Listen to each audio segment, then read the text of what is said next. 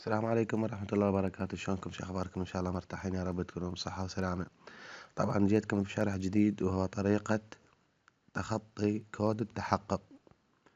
طبعا من يسجل دخول لحسابك إن كنت بعت جهازك وأخذت جهاز جديد، أو من كنت فرمتت جهازك أو حذفت الشات ورجعت من جديد. من تجي تسجل الدخول راح يقول لك أنت مطالب بتأكيد هويتك عند تسجيل الدخول إلى ويتشات. التحديث الجديد خلى ميزة، وهي طريقة تسجيل الدخول عن طريق الكود اللي أمان الويتشات أكثر. يعني يجيك واحد يقول لك أنا هاكر وما أدري إيش. طبعا ملاحظة صغيرة، شكو فيديو هاكر باليوتيوب كله كذب، لأن الشات تعرفون بالتحديثات الجديدة سووا فد شغلات كلش صعبة للدخول لحساب ويتشات. يعني تخيل إنه درجة أكو واحد ما يقدر يوصل لحسابه إذا كان مثلا أصدقاء ما عنده يتواصل وياهم غير برنامج. المهم خلينا نختصر الموضوع.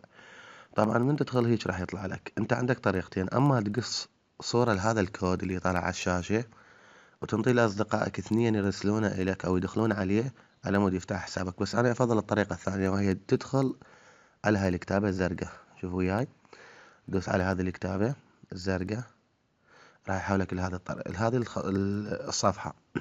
أنت شو تسوي بهاي الحالة؟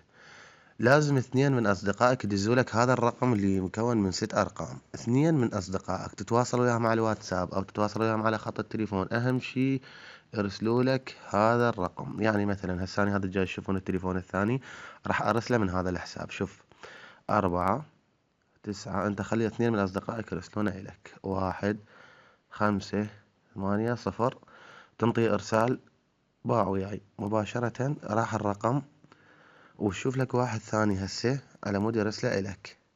اوكي، نسوي خروج منها، نفتح حساب ثاني على مود نرسله. شوف لين ما بي أصدقاء فتح مباشرة. بهذه الحالة أنت لازم اثنين يدزوا لك، اثنين مو واحد.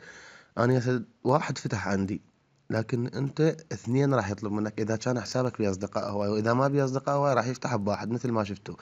أنا بس دزيت من حساب واحد فتح عندي. بس أنت لازم إذا كان عندك أصدقاء من 10 وفوق راح يطلب اثنين يدزون مثل ما شفتوا أنتوا. أني أخذت الرقم ورسلته من التليفون الثاني، فتح مباشرة. لو كان عندي أصدقاء بهذا الحساب الثاني هذا كان طلب من عندي اثنين، فهسه بالواحد فتح تنطي دوني، تنطي دخول من جديد، باع وياي، راح يفتح الحساب مباشرة. هل تكشف جهة اتصال؟ نطي لا، فتح الحساب. شفت شلون؟ يعني انت من يطلب هذا الكود اللي رسل تبعه وصل. طبعا قلت لك اني ملاحظة انه اذا كان حسابك بيه اصدقاء هواي راح يطلب منك شخصين، اذا كان بيه فقط اصدقاء قليلين راح يطلب. بس هذا ايش قد بي بس واحد بس اني، شي طبيعي ما يطلب اثنين. والله لا، بيه صديقين، هذا الاسم وهذا الاسم بيه صديقين، لكن بواحد برسالة واحدة بالرقم وافق. بس اذا كان اصدقائك هواي لا، لازم اثنين يدزوا لك هذا الرقم. وقلت لكم اني اللي يريد يجرب عن طريق الكود او يريد يجرب عن طريق الرقم، انا فضلت الرقم لان احسن واسرع اشوفه. اما هذا الحساب فانطلب من عندي وسويته وراح ادزه. وتحياتي لكم ومع السلامة.